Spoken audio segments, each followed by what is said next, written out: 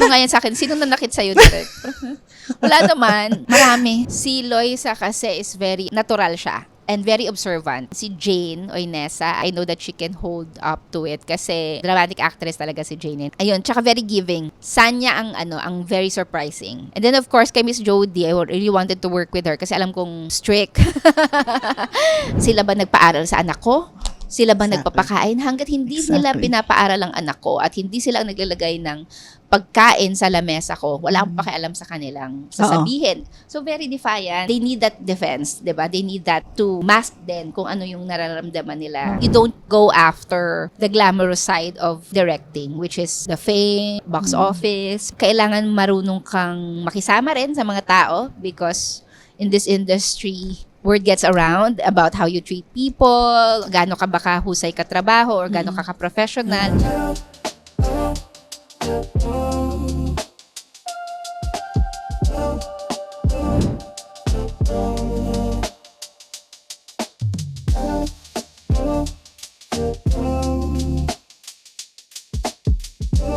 Hi everyone, I'm Sia Hermosa Jorge, your showrunner and host for Level Up IRL. We're so excited today kasi meron tayong katribo dito na filmmaker din, si Direk Irene Villamor. Siya po ay isang writer, creative producer, and director for film and TV.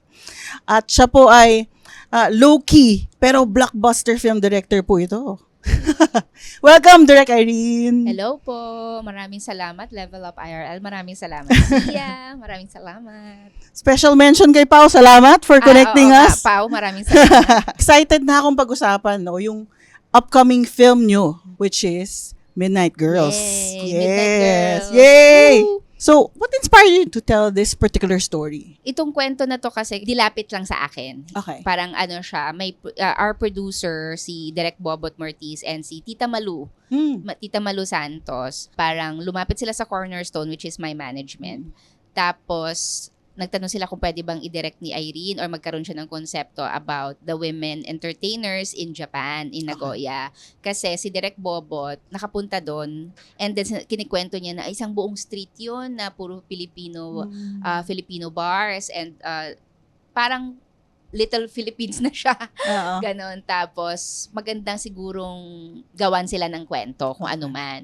And then the producers, itong THAV, the independent producers, parang inalaw nila kami to do an immersion there right before pa magsulat. So, just research. So, mayroon akong kasamang writer, si Direk Rod Marmol, who's also a writer-director. Dalawa kaming pumunta doon with Tita Malu and Direk Bobot, and we met with the girls, with the women there. Pati yung mga may-ari ng club, ganyan. Tas kwentuhan for 3 nights. So, na-experience namin muna yung buhay nila sa bar, tapos kwentuhan ganyan. And then from there, saka kami nag-isip ng mga konsepto. So, there were parang 3 concepts na binigay namin dun sa producer. Okay. And then the producer like the friendship, the sisterhood, itong Midnight Girls nga, na ang former title niya ay HM Sis. Bakit HM Sis? How much sis? Parang siya, yung sa mga live selling, parang gano'n. Okay. Pero, pag translate din kasi sana in Filipino is magkano ka babae, because this film is about ano yung mga sinasacrifice ng mga babaeng ito para sa pera. Pinag-usapan natin kanina, yung how we should address them. Let's also educate everyone, Parang ano ba yung tamang term? Kasi ayoko yung word na Japayuki.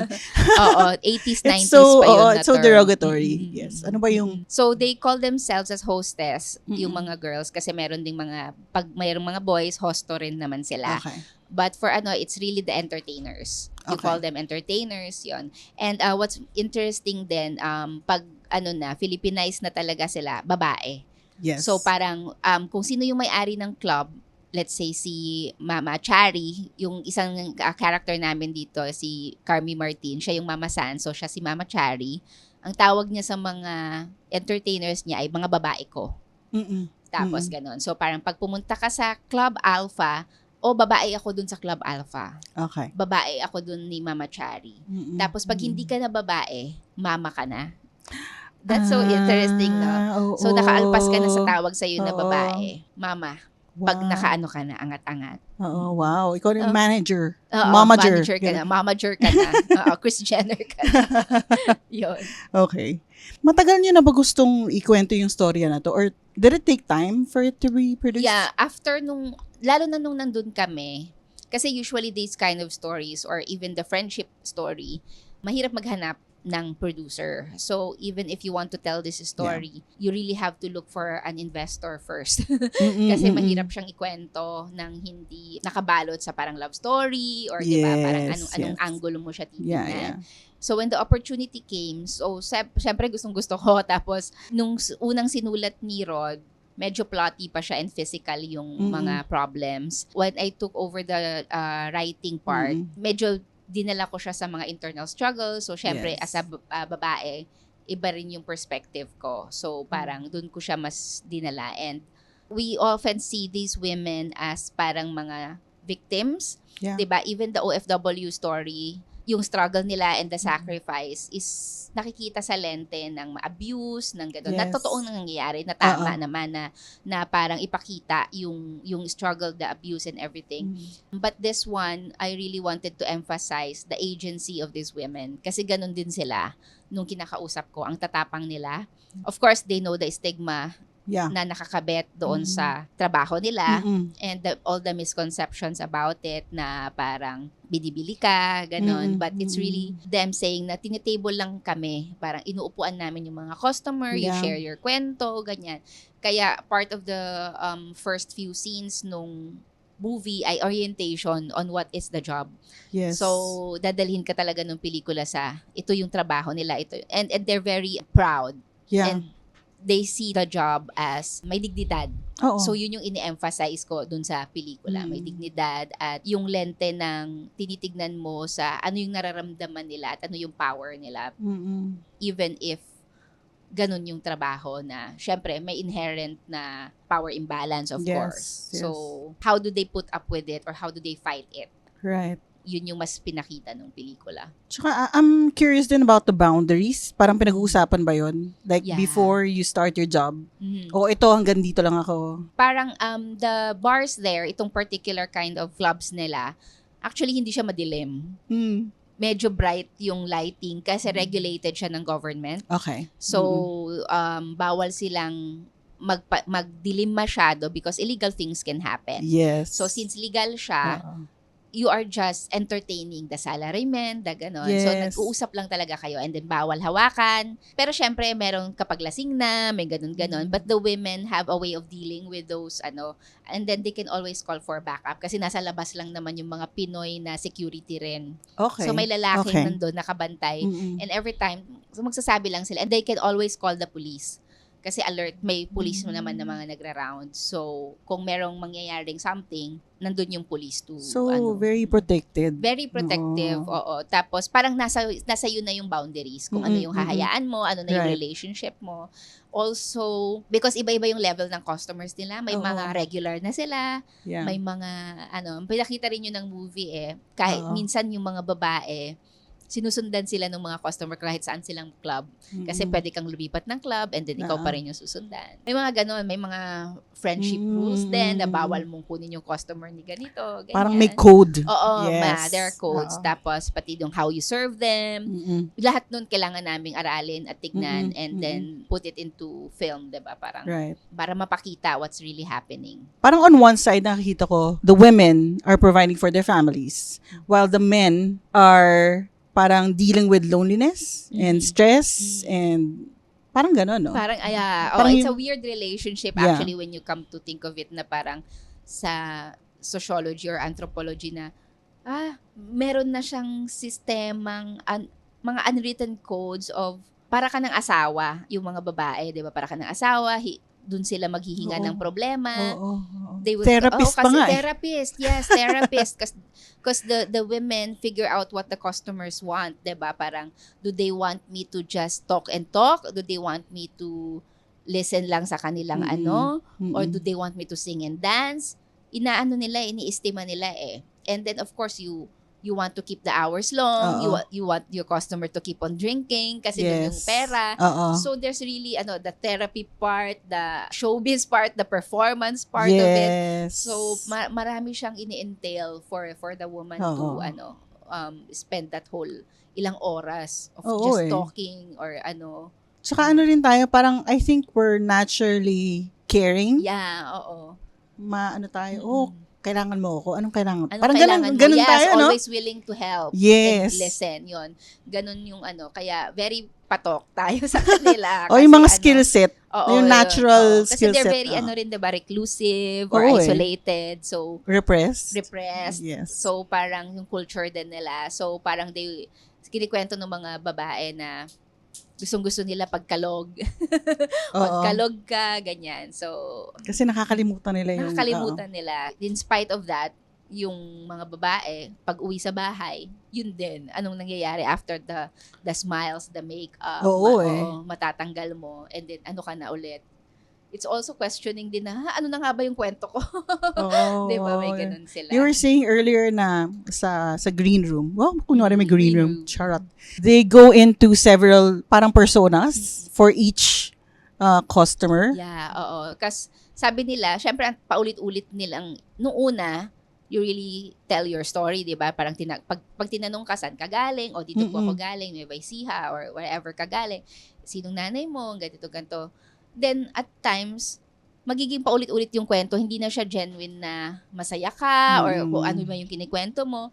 So, you really have to invent stories at estimahin din what your customer or your client wants na kwento. Anong klaseng kwento? Gusto ba niya masaya yung kwento? Gusto ba niya nang nagdadrama ako?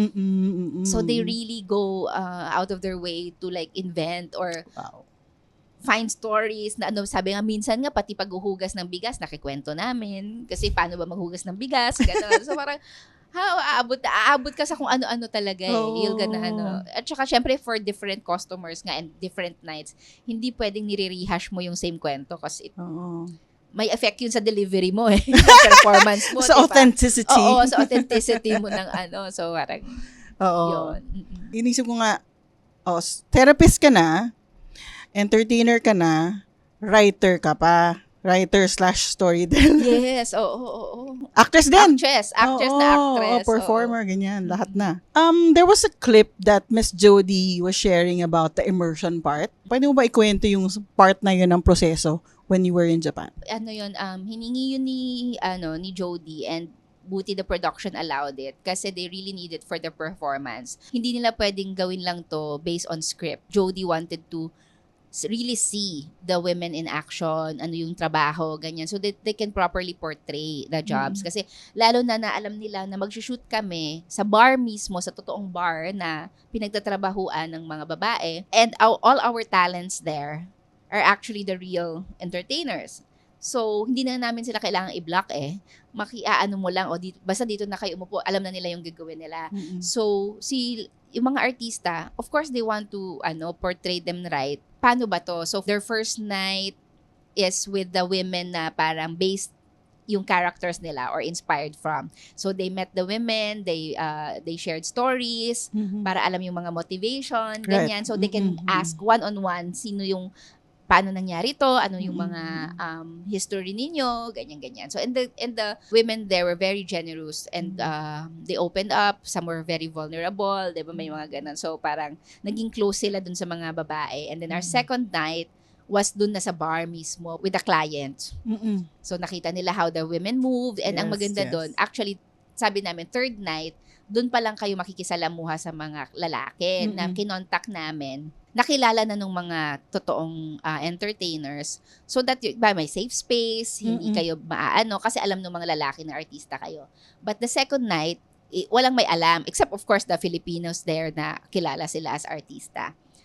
But Miss Jody wanted to go through ng walang safety na na parang nakilala siya as artista. Parang sabi niya, ang laki nung problem namin nung anak ko, hindi ko maipaliwanag yung mga pinagdadaanan ko dito and hindi niya rin ako maintindihan. So, saan manggagaling yun? If hindi ko mararanasan yung fear, yung uncertainty ng trabaho, yung ganyan-ganyan. So, right then and there, So, siya yung nag-decide na she'll borrow clothes from the real women kasi meron naman silang parang dressing room doon eh. Yes. She borrowed shoes. Tapos, so since walang may alam ng mga Hapon kung sino siya, pinangalanan siya as Yuki. Si Yuki. Si Yuki. Hi, Miss Yuki. Hi, Miss Yuki. Tapos, meron kasi tinatawag na show up, which is nila-line up kayong mga girls sa harap ng customer and the customer would point at the babae na gusto niyang makatable. So, nakadalawang show up si Miss Jody. Hindi siya pinili. Sabi, hindi ako pinili. Pero nakatable pa rin siya. Iba yung mga iba yung type. Oo. Pero tumable pa rin siya, nakatatlong table ba ata siya. May mga nagbigay sa kanya ng lapad, may nagbigay ng kape. Yun, oo. So, pero at least naramdaman niya yung yung ganon na parang yung takot, yung alangan ka. Tapos, ino-observe siya ng other 3 girls. Sanya, Jane, and Loisa. Yes. Parang gusto na nga nilang sumabak din eh. Sabi ko, hindi, bukas na si Jody lang yan kasi kaya ni Jody yung sarili niya, of course. So, the third night, yun na yung nakapusturan na silang dumating sa bar. And then, they met with the, mga kakilala na ng mga girls. So, alam na artista sila at nagkikwentuhan. Pero napasabak din sila doon. Pinakanta sila sa stage. Binibigyan sila ng mga lapad na naka-chopstick. So, it's fun for them and very educational and nakatulong sa perspective and understanding more about what it takes for the job, di ba? Parang gano'n. So, yun yung process na ang laki ng naitulong. Kasi hindi ko yun mapapaliwanag as director na parang kailangan mo talagang maranasan. Ang laki ng bagay for them. Oo, it made it real eh. Yeah. Parang mas nag-grasp mo talaga kung ano yung nangyayari. Yeah. At saka na-practice din nila yung mga inaral nilang ni Hongo. Nag-aral silang ni Hongo. Ang hirap. Oo, ang hirap. Cash course in Nihongo, yung mga basic, at so, saka yung mga dialogue. Coach, may dialect coach kami na Filipina para alam mo rin yung accent na Filipino and di ba, hindi ka naman Japanese. Yes. And then marami rin silang nuances sa language, like iba yung kapag friend mo yung kausap mo, iba pag matanda, iba may mga ganon. So, yung mga intricacies ng ganon sa language. We had a dialect coach for that. Palakpakan naman natin yung bravery ng ating mga actresses na talagang nag-dive. Yeah. Tapang nila. Miss Yuki. Hi, Miss Yuki. So, you shot in Nagoya for a month. What were the major challenges when you were filming? Aside from the language, parang ang namin kasi is the logistics of it all eh. Okay. Kasi they're very strict. Of course, we had to get business visa and the whole process, permits, lahat nun yun yung medyo komplikado sa ginawa. And also, filming in the bars kasi we were shooting 4 a.m. to 4 p.m. lang. Kasi operational sila. Oo nga. So, yun nga, sabi namin. So, ng call time? 3 a.m.? Oo, dapat 3 a.m. gising ka na. 4 a.m. nag-grind ka na. Makeup 4 a.m. or 5. Yeah, kaya yung makeup mabilis, ganyan. And then the girls, parang nagtrabaho sila kagabi. Hindi na sila matutulog to join us in the shoot. Tapos mamaya may trabaho na naman sila. Ang tibay din ng mga babae na to join us sa shooting kasi kailangan namin sila, ganyan. So, yun yung mga bar scenes and then setting up yung mga even the houses kasi bakante yung bahay eh. Kailangan namin gawing lived-in na parang 15 years na silang nakatira sa Japan, the characters. So, kailangan totoo yung and then ang usual, 'di ba, masikip yung mga bahay doon. Yes, mahal. Mahal kasi. Oo, so dapat mga 1 LDK lang, one living room, 1 dining, 1 kitchen, ganun lang yung nila. Kailangan punuin kasi ganun sila ganun silang magbihis ng bahay. Tapos kung sama-sama, 'di ba? Oo, sama-sama. 'Yun, actually ang pinakamahirap na part, all the logistics of it and all the fixing of the whole thing. Kasi we decided to shoot ng April para at least spring pa. And makuha pa namin yung mga cherry blossom. Yes. But we actually did our pre-production February. So, siksik, super siksik yung timeline to shoot and then all the pre-production, all the papers that we need to go through. Kasi hindi kami guerrilla eh. Hindi kami guerrilla. Kasi this is 100% shot in in Nagoya. So even all the interiors yon. So Shot legally. legally kami nag-shoot. So Yeah, okay yun, na. but it was fun working with the Japan team na marami rin sa kanila ay Filipino actually. Parang PhilJap? Or, Oo, cool. PhilJap or ano na, doon na lumaki or Oo. minsan matagal na nagtatrabaho doon. Oo. I think Yun. game din yung mga Pinay entertainers kasi it's their story, no? Yeah, super. So, Tapos parang- nakabantay sila, nakikita nila, parang silang natatouch, namumove pag umaarte. Minsan nga nasa eksena sila, tapos nakikita mo sumisilip sa ano. Oh, this is the film that represents them and their story na Yeah. may deep dive, may better understanding of what they're trying to do. Yeah. Kasi it always boils down to parang supporting your family eh. Oo. Yeah. And OFW, the OFW life, ganyan yan, di ba? Yeah. But parang, yes, it's supporting the family, but also what happens internally sa kanila. Yes, Parang yes. hindi lang sa pagbibigay ng pera sa Oo. mga sa Pilipinas, also what happens to the families in the Philippines. Ano rin yung nangyayari sa kanila Right. sa Oo. psychology nila na malayo doon Oo, sa mga eh. mahal nila. Lalo na pag-anak. Mm-mm. And since there are 4 characters here, marami talaga siyang natackle. Mm-mm. So, yung relasyon ng pera sa pagkababae. Right. Kasi that's really what I wanted na parang ano yung moral ng makabagong panahon. Dahil you're Yes. talking about Oo morality. nga. of Yes. Oo. Ano ba yun? We have women empowerment, we have feminism, ganyan, malakas. Pero does this come across hanggang sa ganung mga strata ng lipunan, yung sa mga babaeng nagsasakripisyo para nga sa pera, kumikita para sa pera with all this stigma attached to their job. So, ano yung ibig sabihin ng pagkababae? Oo. Kaya nga interesting yung term din nila sa sarili nila na babae ako ni mama, ganito. So, Oo. parang Oo. it's really a complex story. It's Yeah. not just sacrifice per se, but ano pa yung meron. Excited na ako. Wednesday. May 13. May 13, yan. Yes. Okay. Considering that sensitivity na may stigma, ganyan-ganyan, ano yung parang guiding principle mo when you were writing and directing it? Parang ano yung code in a way? Your personal code na, dapat ganito, dapat ganyan. Nung nanonood na kami actually, nung parang mga first edit, may lumabas na comment na parang bakit wala kaming nakitang abuse, yung parang the usual way of presenting it na hahawakan sila, may sexual in spite of the sexual aspect of the job. So sabi ko, hindi ko rin siya naisip na ilagay. Hindi ko alam dahil nung kausap ko na yung mga babae, parang napakita na yun ng so many parts ng media, 'di ba? Kasi hodang pelikula or anumang diskusyon. Parang I chose to not put that kasi alam na yan hindi na yan so parang hindi na yan new news, parang diba? gagamitin ko ba ulit yung same images to perpetrate the whole stigma of it. So parang it's the what do they do with this dilemma? Mas doon ako nag-concentrate. Right. So I think yung worldview ko rin is ganon na naipasok ko siya na hindi ko kailangang makita yung hinahawakan sila sa ganitong parts or ganyan or kasi parang nag-ano ka may feeling lang ako na ginagamit mo lang yung ganon. That's just my personal take on it na parang marami ng real life stories of 'di ba, victimization. Yes. Kapag sinabi mong ganito sa mga tao in sex work, 'di ba, you portray them as parang kabet ni ganito or parausan, yun yung mga terms, 'di ba? Or also makikita mo sa mga for example, taxi driver na nakaratay dyan, pinatay, ganyan, 'di ba?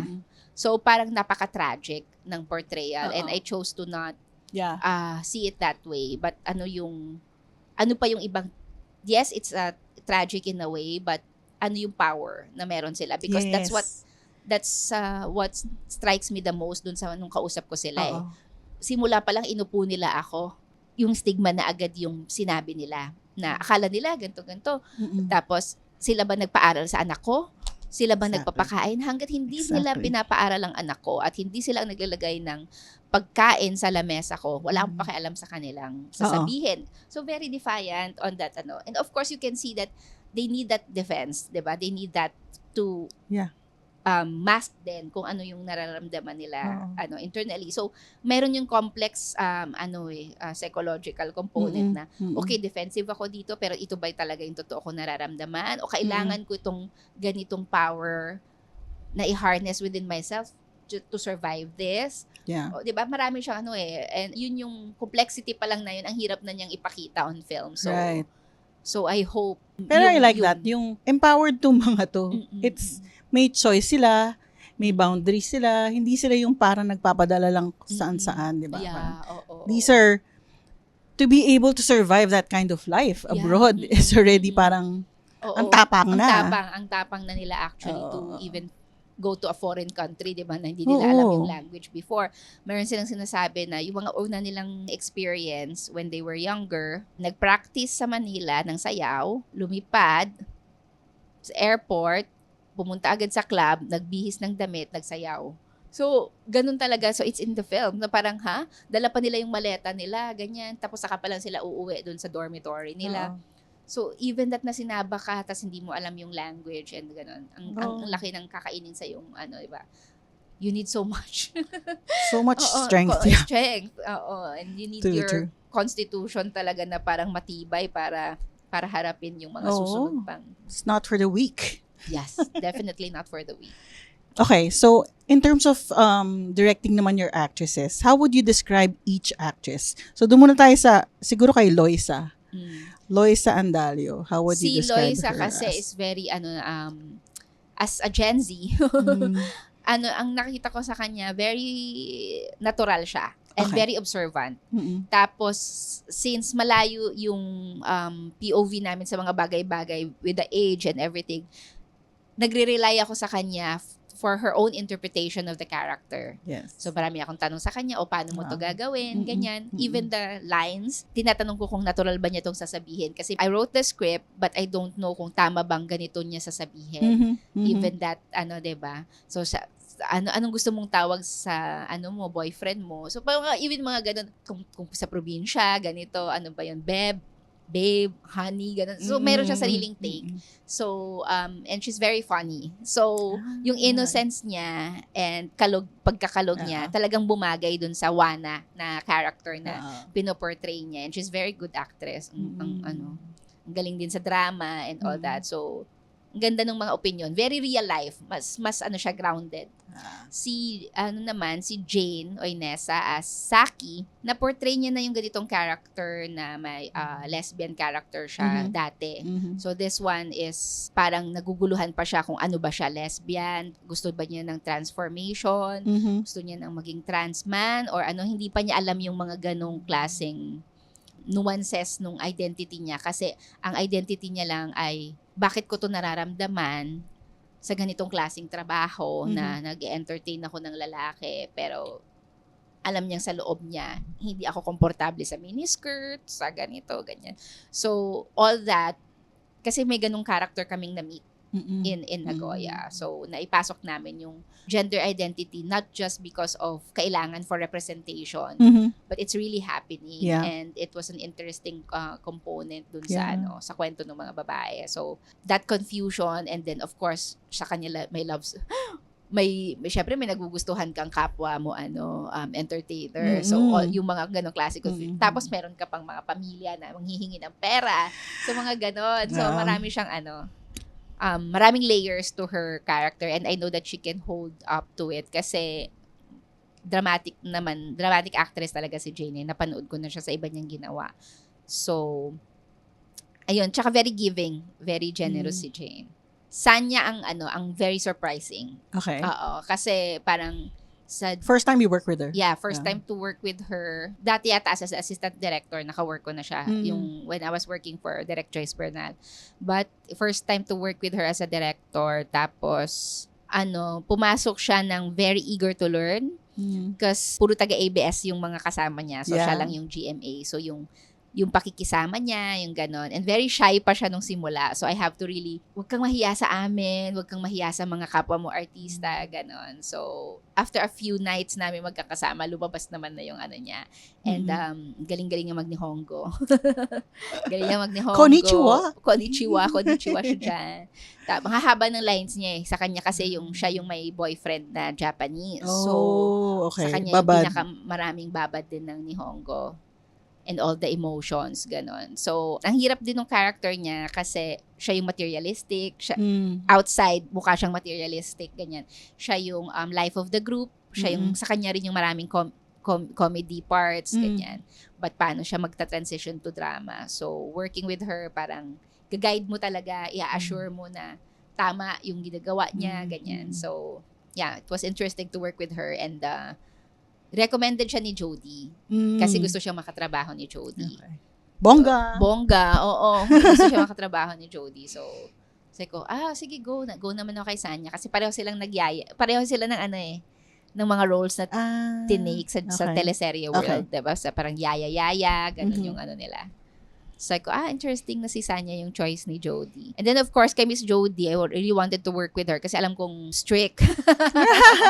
at alam mong, aktor talaga yon. Yes. So, parang education din for me to work with someone like her na parang sobrang in the zone and she would really study the character. And I'm so grateful kasi ang ganda na yung sinulat mo or in-envision mo, mas pinayaman pa ng artista kasi through her performance, through her dedication to the character.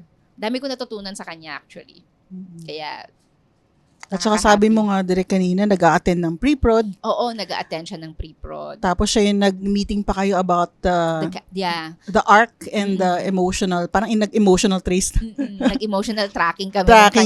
Yan. Kasi nga, we will shoot out of order. On the second day, nag-shoot ako ng isa sa mga ending scenes niya eh. So, wala siyang pinaghugutan pa na shoot namin na experience, diba? But, it's like, I really hate to do this to you, pero ito kasi yung clustering eh. Yes, nandito tayo sa bahay mo, hanggang dito lang tayo. Sa bahay mo na to, diyan ito pwedeng balikan kasi na-set up. So, sige, Derek, kailangan lang natin pag-usapan. Nasaan na tayo?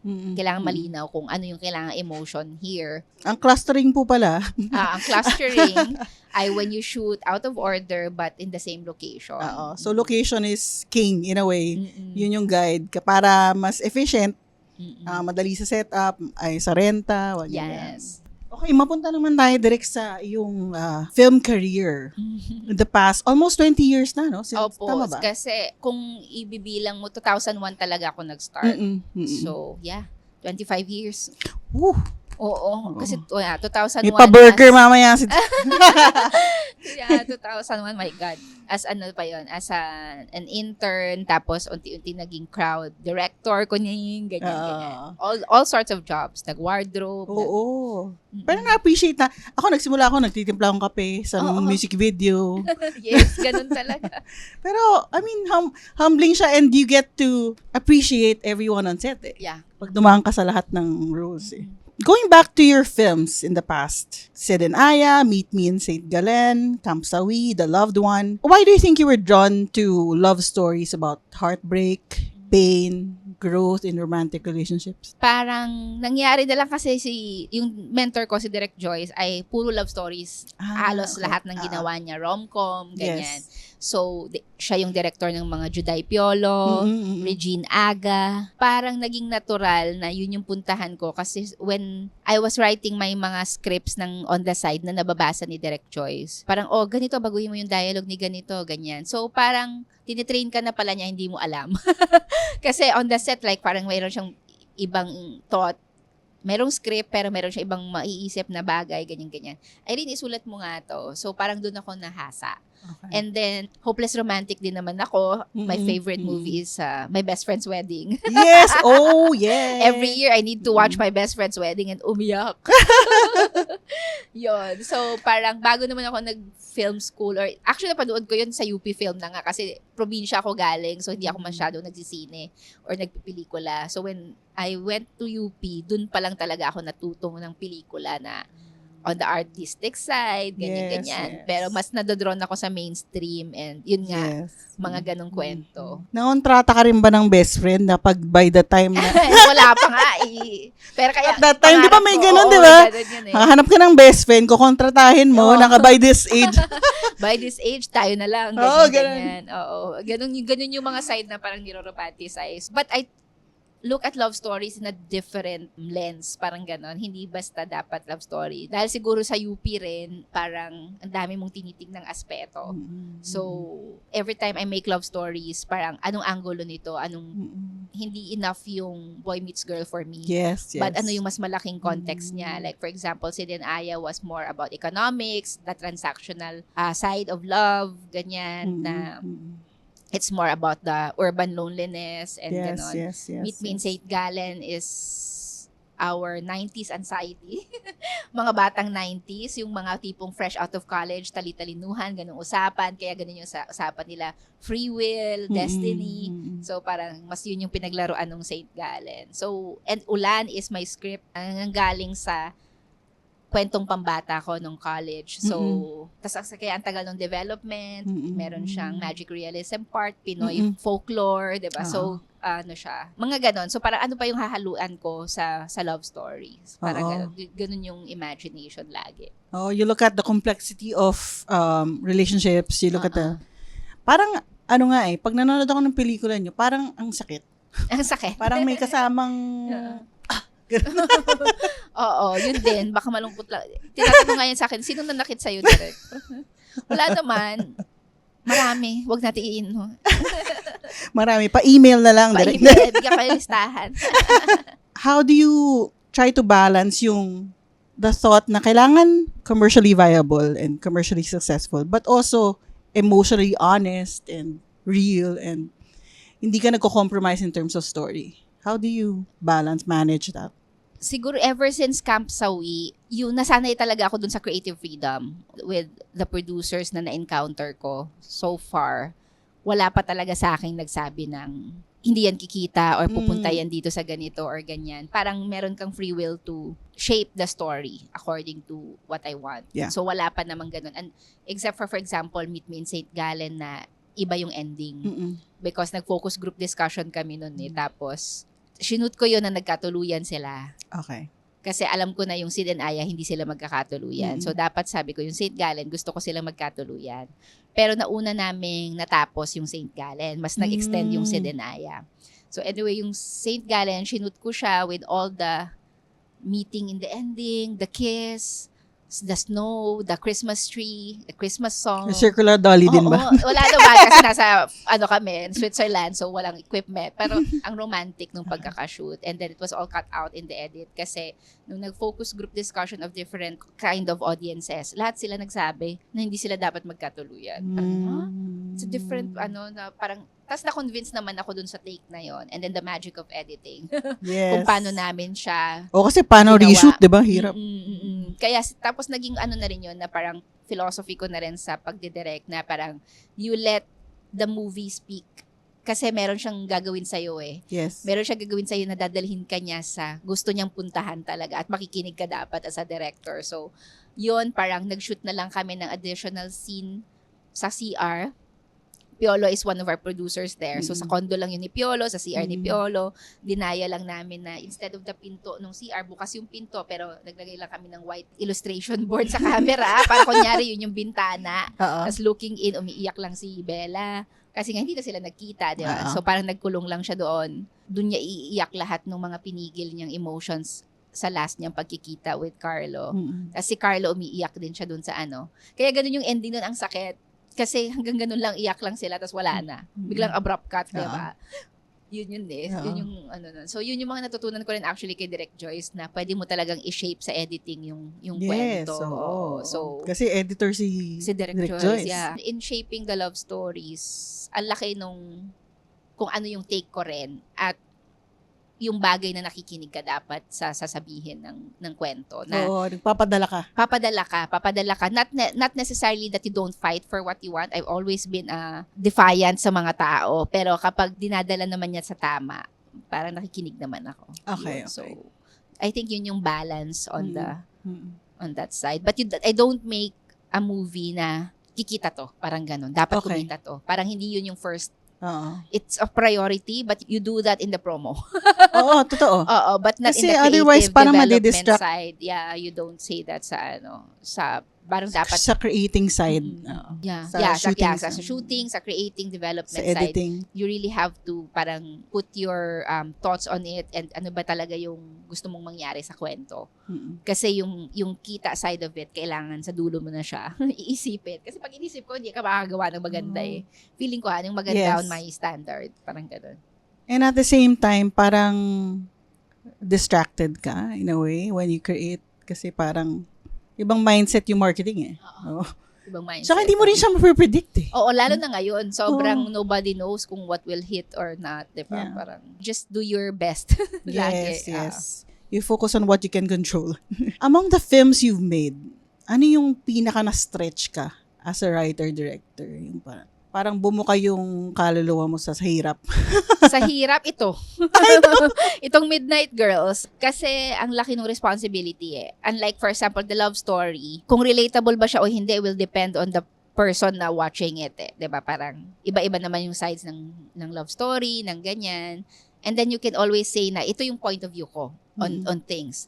But for Midnight Girls, syempre hindi lang yung point of view ko yung mahalaga. But does it really speak to their experience? Meron kang responsibility doon sa mga taong nakausap mo, lalo na dito sa pelikulang ito, sinama talaga namin sila sa set and nag-interview kami on cam ng hinayaan nila kami. Meron yung mga interviews of the real women dun sa naka-intersperse dun sa buong kwento. So, yun, yung responsibilidad na yun din talaga yung sa'yo, tama ba to, lagi mo yung iniisip. Lalo na ito na yung pinaka-pelikula ko na ang daming social components like Yes. yun nga, may gender identity, may activism, may economics, motherhood. Yeah, it's taxing. Yeah. Yeah, to fight and then also ansam na babalansehin mo. Yes. Di ba? Babalansehin mo Oo. sila saan yung kwento na ganito, na itatahi ba to ng tama, Oo. hindi ka ba basta na lang nagja-jump from one scene to another, all that. So, ito talaga yung mahirap. Naranasan ko na to sa Camp Sawi before, but since it's love story, alam mo, isa lang yung thread. Kailangan lang nilang mag-move on. Ganon. Pero dito, dami mong iniisip, nasaan ka na at the point of the story, is this really right? Even the performances, you have to control or balance na, ito ba, tama pa ba tong ganitong reaction, etc., etc. Truthful ba at all Yeah. times, ganyan? Are you representing the community well, ganyan? Yes, oo. So, Yes. in terms of writing, mahirap siya. And ano pa doon, naka-compound pa doon yung hirap ng shoot, 'di ba? So, parang tinanong ko nga yung assistant director ko kung sa tingin niya, nagdi-direct pa ba ako o nagpo-producer ako? Medyo yun eh. Kasi Yes. I'm responsible for my team. Yes. Dinala ko sila doon. Oo. Nagpalit kasi ako ng mga team dahil yung sa development medyo matagal. So, nung shoot na, yung team kong original, may iba na silang gagawin. Oh. So, nung Okay. yung team na on the production management side, kailangan ko silang bitbitin at alalayan na kailangan alam ko lahat ng problema, ganyan. Wow. Unlike, for example, when I shoot here in the Philippines, yung team ko, hindi na nila sasabihin sa akin lahat ng mga bagay-bagay. Kasi, kaya nilang solusyonan. Kumbaga, doon, Mm. lahat ng mga decisions, kailangan involve ako kasi creative, Yes. maapektuhan yung creative. So, yun eh. Are you solving problems or are you directing? May ganun akong thinking. Oo. Hindi ako nakakatulog, ganyan-ganyan. So, parang sabi ko, oh my God. Kaya hardest of by far. Parang yung ulan kasi matagal siyang shoot at mahirap siya physically, pero dito ka sa Pilipinas eh, tapos ang niya, May safety eh. may safety, Oh, may teritoryo mo safety, to oo. eh. Kaya mo mag-drop ng sequence, Yeah. kaya mo, doon hindi eh. Kasi parang, every moment merong yen, may lapad na, may Oo. amount, ganon. So parang, Is this the smallest team you've ever had for shoot abroad or may smallest pa yung St. Gallen. Okay. Ito naman, relatively okay yung number of staff. Maliit pa rin, skeleton pa rin, but naitatawid naman yung Mm-mm. Ang lang kasi is 100% shot in Japan. Yung mga iba kong abroad na shoot, 3 Yes. days, 5 days ka lang, Correct. ganon. So this is the first time na full on, lahat Yeah. doon mo gagawin. So, Oo. hirap Palakpakan naman natin si Direk at ang kanyang At less team. of hours doon. Ay, ilang Oo, hours? Like 10 hours lang kami. 10 ba? hours. 12. Okay. 10 hours working, ingress, egress, 12. So, Okay. Mm-mm. kasi yung rules nung Japan, Mm-mm. sa labor. What are the next Filipino stories that you're excited to tell? Meron ka na bang parang gusto ko ikwento to? Ito. So, tinaatasan ko na yung pangarap ko ngayon. Parang, sabi ko dati, parang hesitant ako kasi kikita ba nga or parang ano yung mga ideas na magkakasya lang sa budget na ganito kaliit. Kasi paliit na rin ng paliit yung mga budgets natin. Kasi pahirap ng pahirap to recoup, diba? Pero ngayon, parang may mga nami-meet naman akong tao na mukhang kaya. Kakayanin yung mga pangarap na gusto ko. I wanted to do historical fiction or parang inspired by a true event, ganyan, na mas may epic scope para lang to flex my muscles, 'di ba? Para ano pa ba yung kaya kong gawin. And I put it out in the world na gusto kong mag-horror, so may dumating na opportunity, ano daw gusto kong gawing horror. Sabi ko, di ako marunong magsulat ng horror, pero pwede kayong magsulat and I get to direct, ganyan. So parang, yes, go. So parang ganun na yung mga hinahanap kong opportunities now. Para, yes, lagi kang gagawa ng love story, hindi naman mawawala yung mga pag-ibig kwento, pero at least yun yung mga gusto kong puntahan. Tsaka unti-unti siguro yung mga nasa baul ko na kwento na medyo mahirap. Like lo-fi sci-fi, thriller, ganyan. Sana makagawa ako ng ibang genre. Yay! Yun. Yun yung pangarap. Exciting. Medyo mid-level pa lang ako as a director. Pero you've been in the industry practicing for almost 20 years. What do you think is the secret for longevity? Siguro the humility. Kailangan mo munang, you don't go after the glamorous side of directing, which is the fame or the box office, parang ganon. Kailangan marunong kang makisama rin sa mga tao because in this industry, word gets around about how you treat people or ano, 'di ba? Or gaano ka ba kahusay ka trabaho or gaano ka ka-professional. So yung longevity is building relationships. You build relationship with your staff, with your actors. For example, si Ding Dong, superstar na, si Anne, superstar na. Pero yung relationship ko sa kanila parang nung script continuity pa rin ako, 'di ba? Nakasama ko sila kilala nila ako as script con or assistant director. So, kasama 'yon dun sa tiwala na nabibuild na, okay, pag ikaw nag-direct, meron tayong certain language na alam kong safe kasi matagal na tayong magkakilala. Parang gano'n. So, that rapport doesn't come ng parang instant with the performance ng gusto mong hingin sa artista. Kailangan nila ng tiwala. Pati sa producers din, building good relationships, transparency, what you want, what they want, mga ganon. So I've always been transparent on stuff with producers. Be humble. And directing is hindi naman siya parang yung creative vision mo lang. It's really manning the ship. Being really the captain. The leader. You're taking care of their, hindi lang yung physical body nila, but yung kaluluwa nila na hindi sila nagtatrabaho lang dito at uuwi na pagkatapos, di ba? That they get to join you in this vision. You have to inspire them to be collaborative, magsalita sila on set, magbigay sila ng input nila, magbigay sila ng personalidad nila. Kasi hindi lang yung oras yung hinihingi mo sa kanila It's also their input, their souls na anong tingin nyo dito na they will raise their hand if something is offensive or they will, di ba, mga ganon. So that building of space is also important as a director, feeling ko. You just don't go in and out of the set and be bosses. True. Hey, I need my coffee, ganyan-ganyan, mga ganon-ganon. So, siguro nakatulong yung ang tagal ko bago nag-direct at nasubukan ko lahat ng trabaho. Pero, humility is the best. Is the first feeling kong kailangan. Ano mo sinabi rin ni Direk yan The first lesson sa film school ni Direk Marilu, yung throw your ego out the door. Yeah. Leave it at the door. Out the door. Ayoko nandito. Parang ganun. So, yes, it's so true. How about in between films naman, how do you distress and recharge? Kasi pag, magsisimula na naman isang project, like ngayon, you're doing the promo for Midnight Girls. Ano yung plano mo para makahinga naman before the next one? Sana travel. Yes. Sana travel.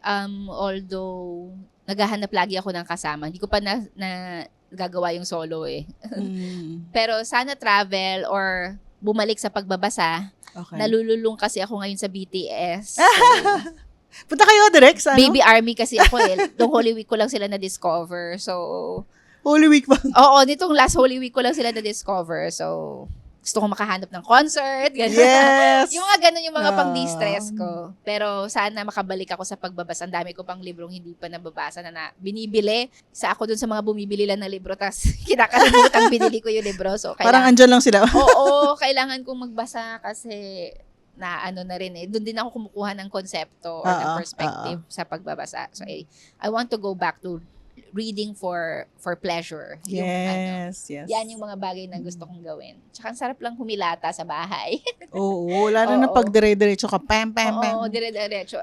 Although, tapos parang may constant kasing need to think of concepts and pitch. Kasi lagi ang tagal ng proseso ko bago maging totoo yung pelikula ko. Oo. It takes years for me to do a movie. So, guys, it takes years. yes, sobrang yung from development, Oo. concept, pitching, hanggang sa maipalabas mo siya. Years ang lagi. Hindi ako nakakagawa pa ng sobrang, okay, bukas shoot na yung mga ganon. Walang ganon eh. So, you have to develop concepts na marami Oo. para kung ano yung mabigyan ng go signal. Yes. Oo. Di mo alam kung ano yung mag-green light. Oo, dati kasi one at a time talaga eh.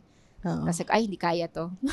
Hindi sustainable. Kailangan marami, oo. Kasi, hindi siya sustainable. Maraming tanim.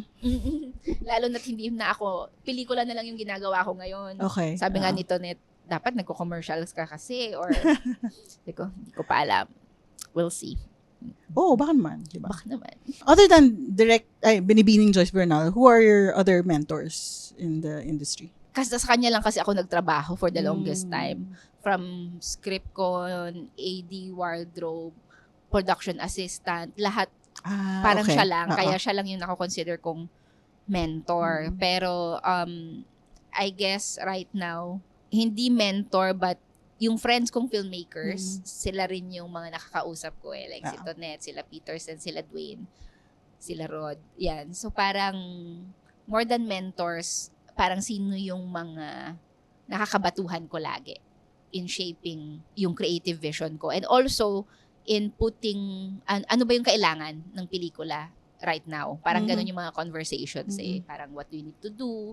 Ganyan. So, parang, anong kailangan natin gawin guys para mabuhay tayo dito sa mabuhay ulit yung pelikula. Ganyan. Oo, yun nga. Mga ganung klaseng conversations na ngayon. Parang ganun. But it was really Direct Joyce. Siya yung nag-shape. Pag-usapan naman natin yung film industry now. Yung industriya ngayon versus when you first started, ano yung kaibahan?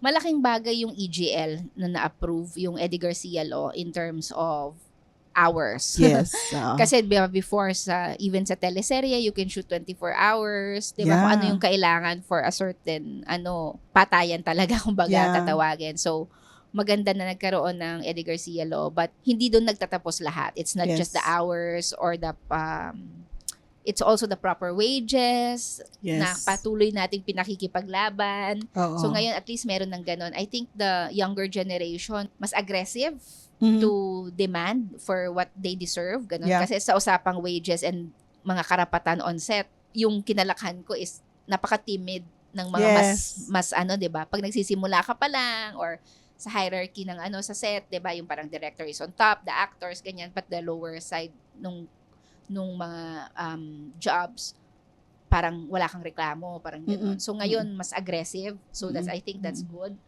Efficiency lang ang kasi marami na ngang technology na nakakapagpadali ng buhay somehow on set. Like for example, in the discipline sa creative side, dahil naka-card ka na lang, you go on takes dire-diretso, ganun, unlike nung negatibo. So, the discipline and the efficiency, merong pros and cons. Maganda na siguro na nakita ko yun kasi nakakapag-adjust ka which way to go, diba? Na parang ano yung benefit nito, ganito, ano yung ma-adapt mo from this kind of working style to this kind of working style. So, ang daming differences, pati sa paggawa na dati, ang daming feeling ko ang eager ng mga young filmmakers before to like gigil na gumawa.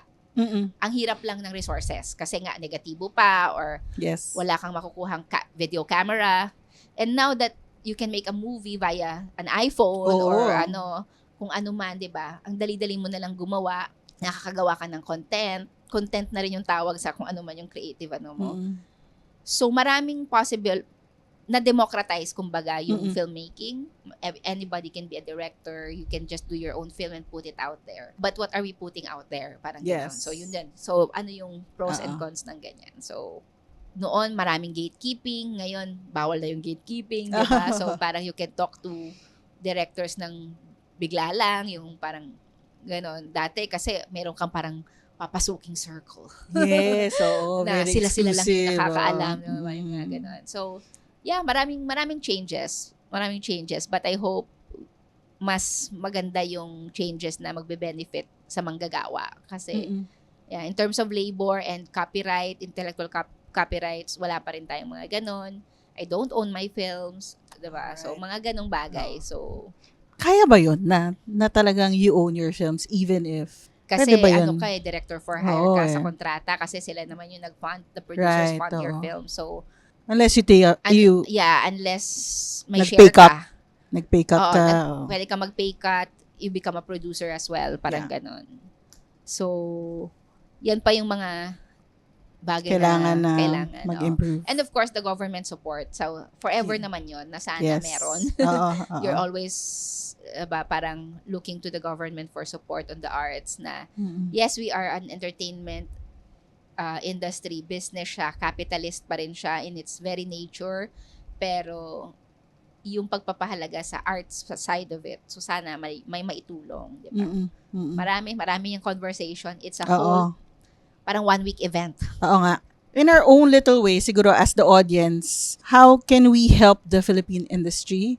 And also parang dahil challenging na yung landscape, ang hirap magpapunta ng mga tao sa sinihan. Ano yung sa tingin yung specific ways that solutions can be done at this moment? Ang matutulong ng audience really is the support, no? Na pag meron silang nagustuhang pelikula, they spread the word. Of course, mahirap na ang kumitan ng pera. So, hindi na rin tayo basta-basta nagkakapaglabas ng pera for sine. Naiintindihan natin yun. Kaya nga ang efforts din ng mga theater owners and producers to really try to magbaba ng tickets, di ba? Yes, Magbaba oo. ng presyo Lalo na pag ng local ticket. films. Lalo na pag local films. Kasi meron din naman tayong ganung pagtingin na hindi pa rin natin mabago na Hollywood is better. Parang ganung thinking na parang you're not considering yung difference ng paano yung paggawa ng Hollywood at sa atin, di ba? But Oo. of course, a good film will always be a good film. At naiintindihan naman yun ng mga filmmakers. I mean, like me, I know the responsibility of, dapat maganda to kasi nag-spend sila ng time and money for them to come out and Yes. go to the cinemas, ganon, di ba? So, that responsibility. So, kailangan maganda yung gawa. So, I hope that the audience, kapag maganda yung gawa, ay suportahan nila. Parang ganon. Yes, Kasi, syempre, sinasabi nila, hindi naman worth it kasi ganito, ganyan.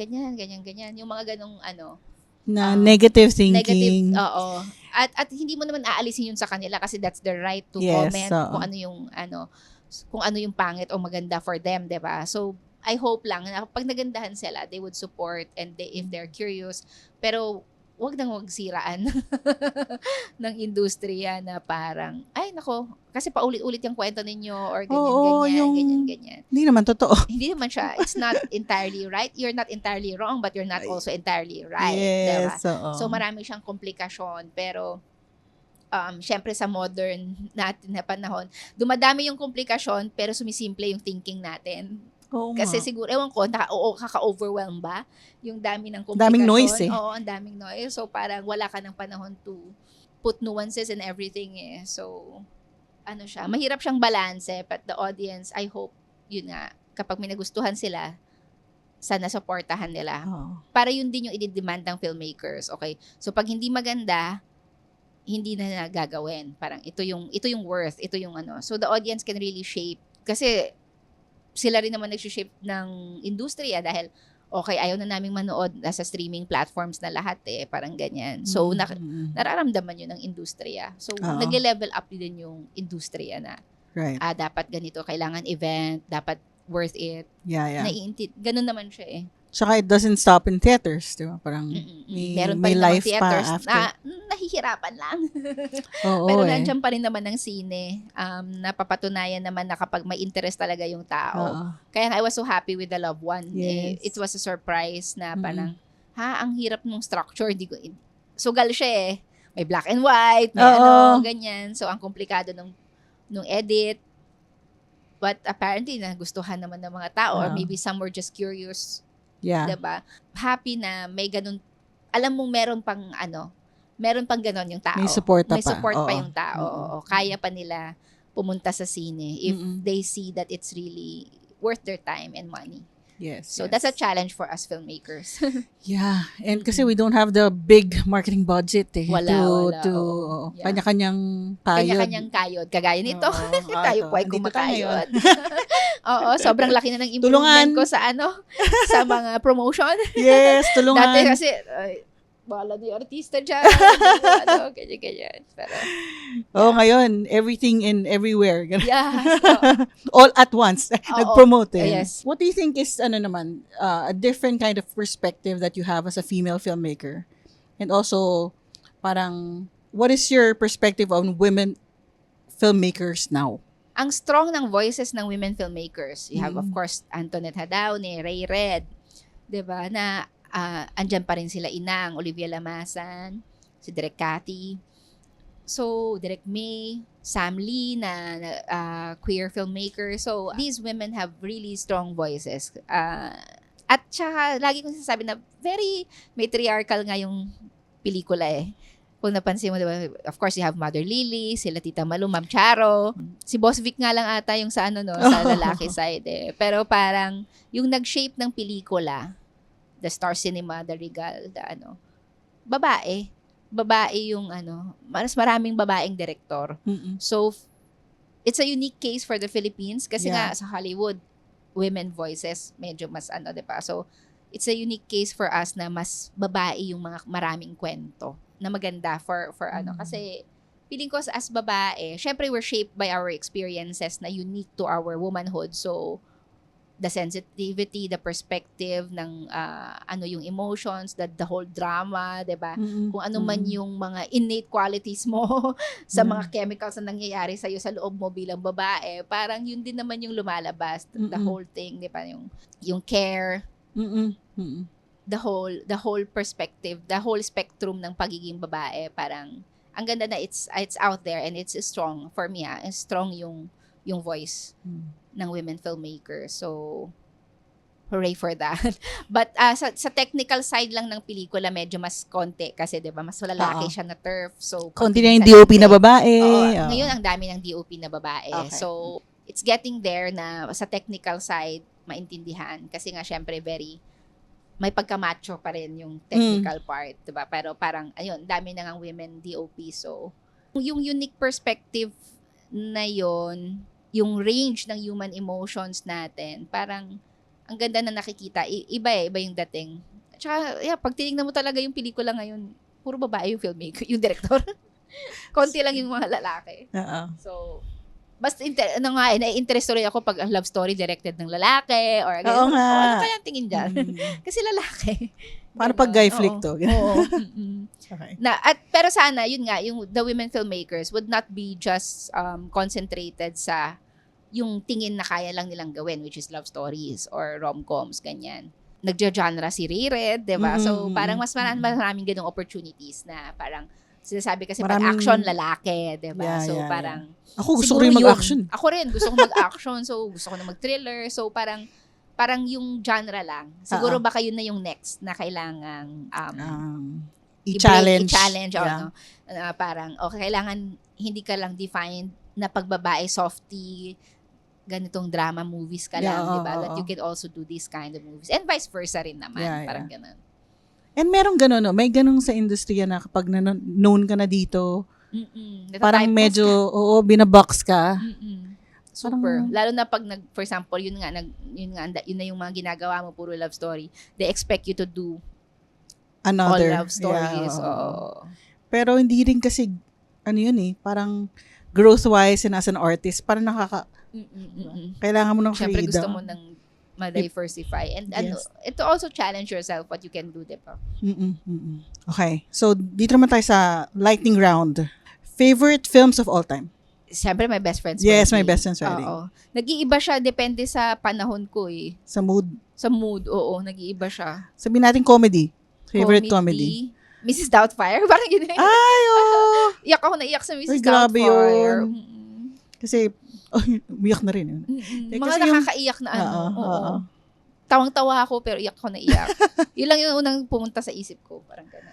Horror. Recently, Weapons. Okay. Sobrang akong amazed sa kanya na ano.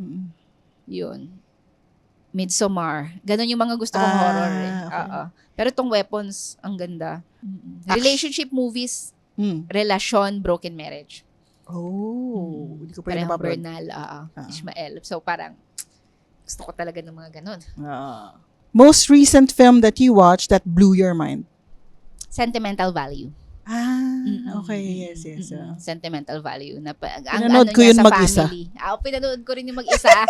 Sentimental value. Kasi yung kwento ng paano niya tinahiyong sa bahay, sa ganyan. So parang, taray. Joaquin Trier Summer. Yung sa t-shirt ni Alfani, di ba? Joaquin Trier Summer. Taray, ganda. Okay. Pet peeve sa set? Late. Hindi late eh. Basura. Basura? Oo. Pag Yung makalat? yung parang pag ang daming nangyayari, yung parang walang kaayusan sa set, yun yung naiinis ako. Pag nasa mo, sinasanay ko na kasi ngayon na naka-standing monitor ako eh. Hindi ako nakaupo sa set. Okay. So, bukod sa nakakatulong siya sa number of steps. Yes. Fitness. Tapos parang dapat na may basurahan dyan sa gilid. Yung nakakarton tapos naka-garbage bag. Oo. Para lahat ng kalat mo nandun. So, Consolidated. ayoko ng makalat na set. So, super. And maingay na set. Yes. Oo. May friend ako na dumating sa set. Sabi, nagtatrabaho ba yung mga tao? Kasi ba't ang tahimik daw ng set ko? Lahat kasi sila nakaradyo. Okay. Hindi sila yung nakaganan eh. So, nakaradyo sila. Tapos ganyan sila mag-usap. So, wala talagang maingay sa set, kundi assistant director ko lang. So, yun. Ayoko rin ng maingay. Oo. Si Direk madudugan na din. Ayaw maingay. Ayaw maingay. Parang siguro sa age. Di Kasi kasi dati, maingay naman ako as an AD. Mataray ako as AD. Hindi nga nila ako, yung mga ibang tao nakakilala sa akin nung mga panahon ko na yun. So, ba't ang bait-bait mo na ngayon? Sabi ko, ha? Sobra kang ingay dati at mataray, ganyan. So, ngayon, hindi na nagsasalita. Sabi ko, sayang sa energy. Correct. Oo. Conserve your energy. What do people don't know about you? Kasi alam nila lasinggera ako. Ano, favorite drink? Favorite drink? Gin tonic. Ngayon, paiba-iba din yan nung unang panahon, nung mga baguhan pa. Mule pa yung unang nakapagpainom palasing sa akin, yung panahon ng Mule, mga ganyan-ganyan. Shala? Red Horse. Si Direk Joyce kasi. Okay. May Mule yun na gano'n. Tapos, Red Horse, yes. pagkaunahin mo na yung mga crew, nag-Red Horse na ako. Ngayon pa cocktails na lang. Yes. Char. Pero ano bang hindi na alam ng tao? Maraming hindi alam. At yun na lang alamin. Hindi na para sabihin Secret. ko pa. Basta ganun. Basta kung ano na lang yun nandyan. Ano kayo? Hello? Joke lang. Gawin niyo muna friend si Direk. Oo. Gawin mo na akong friend para may marami kayo wala. Char. What makes you laugh the most these days? BTS! Sino yung favorite? Suga. Sugar. Bad boy ako eh. Sagang bad boy. Tapos ano pa? Yung mga ano ngayon. Kahit na ayoko ng AI, natatawa ako dun sa mga pusa na nagsasampalan na AI. Nasa algorithm ko kasi sila these days. Ako naman puro pedicure yung mga pusa na yan. Nagiinuman sila, ganyan-ganyan, o nagluluto. Saan ba itong mga pusa na to? Gawa ka rin Direk. Grabe. Ewan ko, siguro may A isang love nila. story, nakalagay. A love story, pero puro pusa. Tapos nag-iiyakan din sila. Sabi ko, tigilan ko na yung kakalike ko ng mga pusa na to para hindi pumunta sa algorithm ko, sakit sa bangs. Yung sa akin naman, puro whiteheads, blackheads. Yung mga gano'n, yung mga nagpipisa. Oo. Nakakahiya, pero parang, it's so satisfying, but it's so disgusting. Oo, disgusting. Tinigil ko rin yan. Napunta rin yan sa algorithm ko eh. Pero ngayon, puro BTS ako, tsaka ano. Hindi kasi, very yung into news, ganyan-ganyan. Tapos, napapansin ko, maaga pa lang, ang bigat-bigat na ng pakiramdam ko. Yes. Kasi morning news ako dapat eh. Hindi ako nagpupunta paggabi na. So, pinuno ko ngayon ng pusa tuloy yung algorithm. nawala yung mga news part. Grabe, baka yung pusa na yun, magka-microdrama na yun, ha? Grabe. Ang dami nila, pero ang cute nila. Pumapasok sila sa trabaho, tapos ganyan. Fan din sila ng BTS. Oo, fan din sila. Meron na ba? What's your next dream project? Under development. Okay, under development. Secret. Pero, Secret pa, sabihin ko andyan sa'yo na. later. Sige. Pero, Midnight Girls, let's focus. Yes, Midnight Girls Midnight muna. Girls. May 13 with your friends. Yes. With your family. So, ano siya, pang friends, pang family. May comedy siya, may drama. Mm-mm. Kulang na lang action, pero may konti. Mm-mm. Tapos may sayawan, video okehan. I think it's a really good, very Filipino. yeah, parang feeling ko good time. It's a good time. It's a good, of course, may complexity and may layers, pero parang, It's a good time, it's a good cry. yes, a good time and a good cry. Best compliment you've ever received about your film? Hindi kasi ako nagbabasa ng reviews, hindi ako Mm-mm. nagle-letterbox. Ewan ko dito sa The Love One dahil nga kumita siya. So, nagbasa ako. Merong compliment Mm-mm. na this is what past lives could have been. Sabi ko, wow, ang taas, Celine Song. Sabi ko, ang taas naman nito. Oscar nominee. Oo. Sabi ko, ang taray. Tapos kasunod nun, binaba niya rin ako, Irene Villamor, Celine Song, you are not. So sabi ko, saya. Ang saya talaga ng letterbox. Sabi ko, ay, makikita mo rin talaga yung ano. So, pag mga ganon, you just take it nang wala lang. Di ba? Parang, okay. Oo. Hindi pwedeng balat sibuyas ka sa industriyang to. Oo, Grabe. hindi pwede. Grabe. Dadalhin ka niya dun sa ganon, tapos babagsak ka niya ng malala. Babalibagin. Babalibagin ka niya ng ganon. Pero, masaya with those comments kasi parang nakikita mo what you can improve on. Yes. Hindi naman lahat nun oo. iti-take mo. Marami Oo. kang i-reject. May pwede kang i-take. So, Tingnan- compliments are ano. Ang pinakamagandang compliment lagi ay yung nakita nila yung sarili nila or nakarelate sila, which is the Yes. best compliment.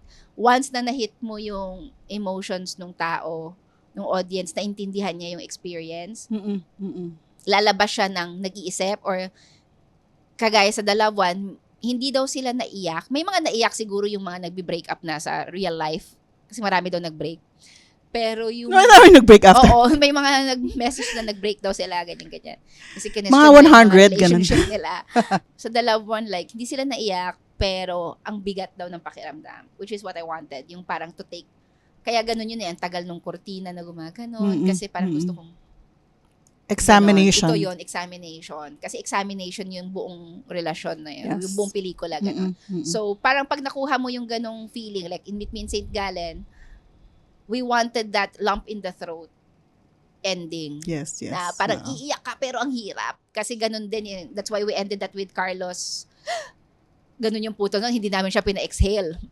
So, may ganung mga things. So, pag nakuha mo yung mga ganon, Which you have mastered. yung intentions na ano yon. So, dito sa Midnight Girls, we wanted the people, the audience to relate to the experience, to understand the experience ng mga entertainers, to have a good cry.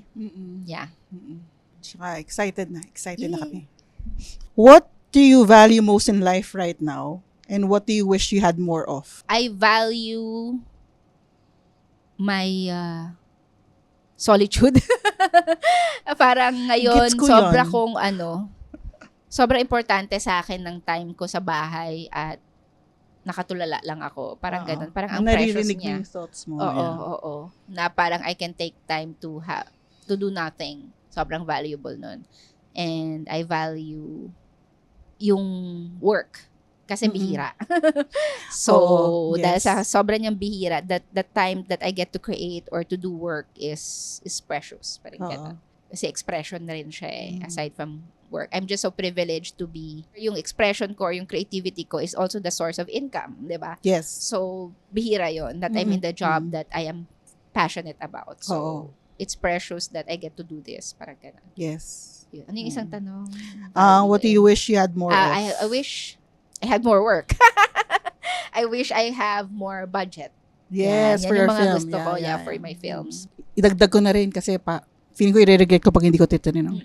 Based on probably all the films you've made or in life in general, ano yung toxic Filipino trait na tingin mo dapat we should all get rid of? Inggit.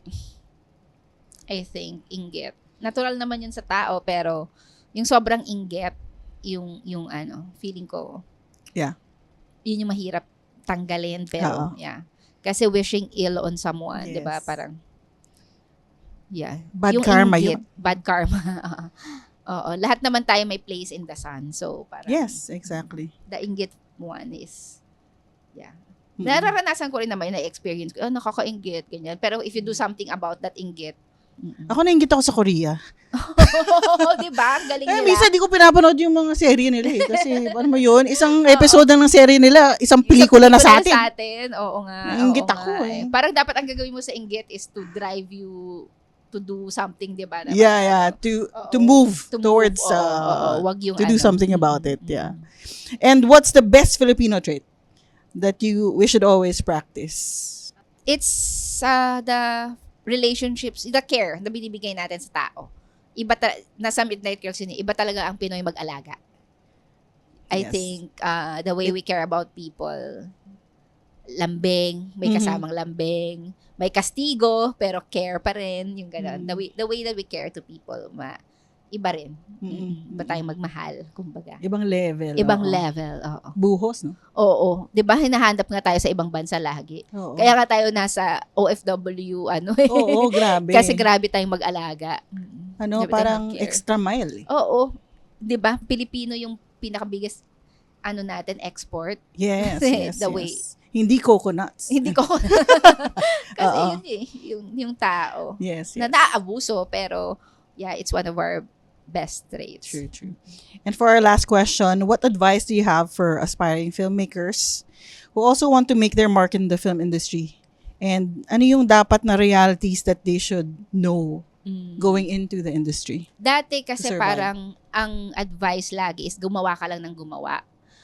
May nabasa ako na article na parang hindi na yon applicable. Kasi marami na talagang kayang gawin. Sa iPhone nga lang. So yung gawa ka ng gawa.